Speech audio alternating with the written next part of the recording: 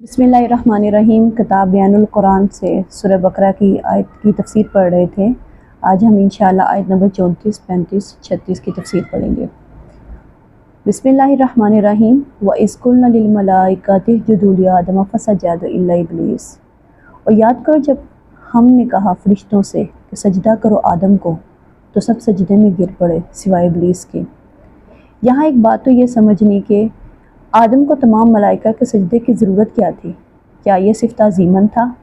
और अगर ताज़ीमन था तो क्या आदम खाकी की ताज़ीम मकसूद थी या किसी और शय की ताज़ीम? दूसरा ये कि इस सजदे की हिकमत क्या थी, इसकी इल्लत और गर्ज़ व गायत क्या थी?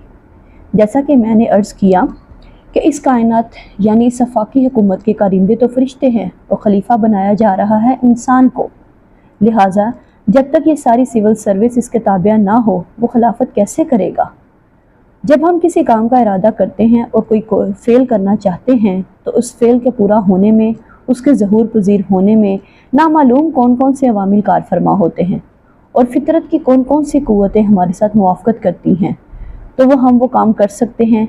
और उन सब पर फरिश्तों को मामूर कर दिया। हर एक की अपनी एक डोमेन है। अगर वो इंसान के ताबिया ना हो तो खिलाफत के कोई माने नहीं। इसे खिलाफत दी गई कि जिधर जाना चाहे जाने दो, नमाज के लिए मस्जिद की तरफ जाना चाहे जाने दो, चोरी के लिए जाना चाहे जाने दो। इंसान को जो इख्तियार दिया गया उसके इस्तेमाल में ये तमाम क़ुव्वतें उसकी मुवाफ़क़त करती हैं, तभी उसका कोई इरादा ख्वाह अच्छा हो या बुरा पाया तकमील को पहुँच सकता है। इस आयत में इल्ला इब्लीस, सिवाय इब्लीस के, ये मुगालता पैदा हो सकता है कि शायद इब्लीस भी फरिश्ता था, इसलिए सजदे का हुक्म तो फरिश्तों को दिया गया था। इस मुगालते का जिक्र अज़ाला सूरह कहफ में कर दिया गया है, जो कि सूरह बकरा से पहले नाजिल हुई थी। वहाँ अल्फाज आए हैं, काना मिनल जिन्नी फफसका अन अम्रि रब्बिही। वो जिन्नों में से था, बस उसने सरकशी की, अपने रब के हुक्म की। फरिश्तों में से होता तो नाफरमानी कर ही नहीं सकता था। फरिश्तों की तो शान यह है कि वो अल्लाह के हुक्म से सरताबी करते ही नहीं हैं। ला यासून अल्लाह मा अमरहुम व यफ़अलून मा युमरून। वो अल्लाह के किसी हुक्म की नाफरमानी नहीं करते। जिन्नात भी इंसानों की तरह एक ज़ी इख्तियार मखलूक हैं, जिससे ईमान और कुफ्र दोनों की कुदरत बख्शी गई। चनाचे जिन्नात में नेक भी हैं, बद भी हैं, आला भी हैं, अदना भी हैं, जैसे इंसानों में हैं। लेकिन ये अज़ाज़ील जो जिन था, इल्म और इबादत दोनों के एतबार से बहुत बुलंद हो गया था और फरिश्तों का हम नशी था। ये फरिश्तों के साथ इस तौर पर शामिल था जैसे बहुत से इंसान भी अगर अपनी ज़िंदगी में ज़ुहद में, नेकी में तरक्की करें तो उनका आलिम अरवाह के साथ, आलिम मलाइका के साथ एक राब्ता कायम हो जाता है। इसी तरह अज़ाज़ील भी जिन होने के बावजूद अपनी नेकी, इबादत, पारसाई और अपने इल्म में फरिश्तों से बहुत आगे था। कुरान हकीम में किस्सा आदम और इब्लीस के ज़मन में यह बात 7 मरतबा आई है कि फरिश्तों को हुक्म हुआ आदम को सजदा करो। सब झुक गए मगर इब्लीस ने सजदे से इनकार कर दिया। आयात जो हम पढ़ रहे हैं उसमें किस्सा आदम और इब्लीस 7वीं मरतबा आ रहा है। अगरचे मुसहफ में ये बात पहली मरतबा आई है, लेकिन तरतीब नुज़ूली के एतबार से यहाँ 7वीं मरतबा आई है। इब्लीस का असल नाम अज़ाज़ील था। इब्लीस अब उसका सिफाती नाम है, इसलिए कि अबलस युबलिसु के मानी होते हैं मायूस हो जाना। ये अल्लाह की रहमत से बिल्कुल मायूस है, और जो अल्लाह की रहमत से मायूस हो जाए वो शैतान हो जाता है। वो सोचता है कि अब मेरा तो छुटकारा नहीं है, मेरी तो आकबत खराब हो ही चुकी है, लिहाजा मैं अपने साथ और जितनों को बर्बाद कर सकता हूँ कर लूँ। जैसे एक शेर है कि हम तो डूबे हैं सनम, तुमको भी ले डूबेंगे। अब वो शैतान इस मानी में है कि इंसान की अदावत उसकी गुट्टी में पड़ चुकी है। उसने अल्लाह से इजाज़त भी ली है कि मुझे मोहलत दे क़यामत के दिन तक, तो मैं साबित करूं कि ये आदम उस रुतबे का हकदार नहीं था जो उसे दिया गया। अबा वस्तकबारा, उसने इनकार किया और तकब्बुर किया।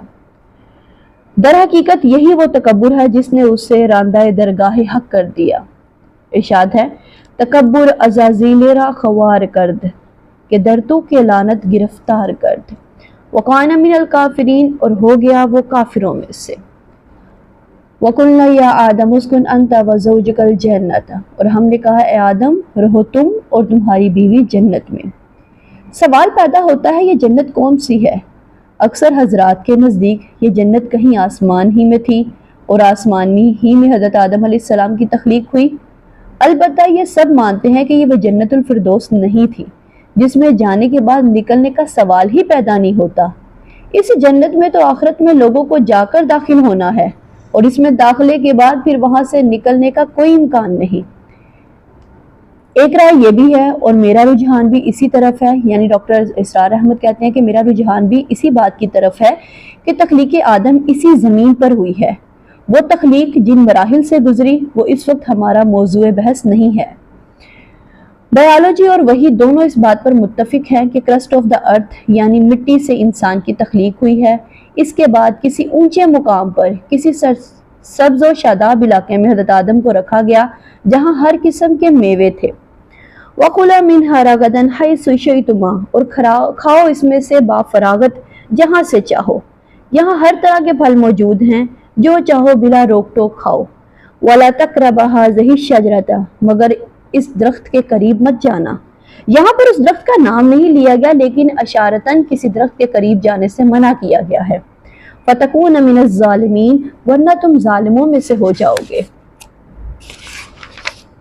تم حد سے گزرنے والوں میں شمار ہو جاؤ گے۔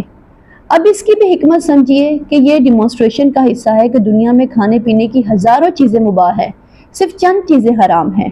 اب اگر تم ہزاروں مباح چیزوں کو چھوڑ کر حرام میں منہ مارتے ہو تو یہ نافرمانی شمار ہوگی۔ اللہ نے مباحات کا دائرہ بہت وسیع رکھا ہے۔ چند رشتے ہیں جو بیان کر دیے گئے ہیں کہ یہ حرام ہیں، ان سے تو شادی نہیں ہو سکتی۔ باقی ایک مسلمان کسی مسلمان عورت سے دنیا کے کسی بھی کونے میں شادی کر سکتا ہے، اس کے لیے کروڑوں آپشنز کھلے ہیں۔ پھر ایک نہیں، دو نہیں، تین نہیں، چار عورتوں سے شادی کی اجازت دی گئی ہے۔ اس کے باوجود انسان شادی نہ کرے اور زنا کرے تو یہ گویا اس کی اپنی خباثت نفس ہے۔ چنانچہ آدم و حوا کو بتا دیا گیا کہ یہ پورا باغ تمہارے لیے مباح ہے، بس یہ ایک درخت، اس کے پاس نہ جانا۔ درخت کا نام لینے کی کوئی ضرورت نہیں تھی، یہ تو صرف ایک آزمائش تھی اور اس کی ڈیمونسٹریشن تھی۔ فَأَذَلَّهُمَا الشَّيْطَانُ عَنْهَا، پھر پھسلا دیا ان دونوں کو شیطان نے اس درخت کے بارے میں۔ اس کی تفسیر سورۃ طٰہٰ میں آئی ہے کہ شیطان نے انہیں کس کس طریقے سے پھسلایا اور انہیں اس درخت کا پھل چکھنے پر آمادہ کر دیا۔ فَأَخْرَجَهُمَا مِمَّا كَانَا فِيهِ، تو نکلوا دیا ان دونوں کو اس کیفیت میں سے جس میں وہ تھے۔ وہ کیا کیفیت تھی کہ نہ کوئی مشقت، نہ کوئی محنت، اور انسان کو ہر طرح کا اچھے سے اچھا پھل مل رہا ہے، تمام ضروریات فراہم ہیں۔ ان الشیطان، قرآن مجید میں ایک جگہ ارشاد ہوتا ہے ان الشیطان لکم عدو فاتخذوہ عدوا، یعنی شیطان تمہارا دشمن ہے اس لیے تم بھی اسے اپنا دشمن ہی سمجھو۔ وَقُلْنَا اهْبِطُوا بَعْضُكُمْ لِبَعْضٍ عَدُوًّا، اور ہم نے کہا تم سب اترو، تم سب ایک دوسرے کے دشمن ہو۔ نوٹ کیجئے یہاں جمع کا صیغہ آیا ہے کہ تم ایک دوسرے کے دشمن ہو، تو ایک دشمنی تو شیطان اور آدم کی ہے، جبکہ ایک دشمنی انسانوں میں مرد و عورت کے مابین ہے۔ عورت مرد کو پھسلاتی ہے، غلط راستے پر ڈالتی ہے، مرد عورتوں کو گمراہ کرتے ہیں۔ وَلَكُمْ فِي الْأَرْضِ مُسْتَقَرٌّ وَمَتَاعٌ إِلَىٰ حِينٍ، اور تمہارے لیے اب زمین میں ٹھکانا ہے اور نفع اٹھانا ہے ایک خاص وقت تک۔ اب زمین تمہارے لیے جائے قیام ہے، یہاں ضرورت کی تمام چیزیں ہم نے فراہم کر دی ہیں، لیکن یہ ایک وقت معین تک کے لیے ہے، یہ ابدی نہیں ہے۔ ایک وقت آئے گا ہم یہ بساط پلٹ دیں گے، لپیٹ دیں گے، جس دن ہم تمام انسانوں کو اس طرح لپیٹ لیں گے جیسے اوراق کا تومار لپیٹ لیا جاتا ہے۔ یہ تخلیق ابدی نہیں ہے۔ جزاک اللہ خیرہ۔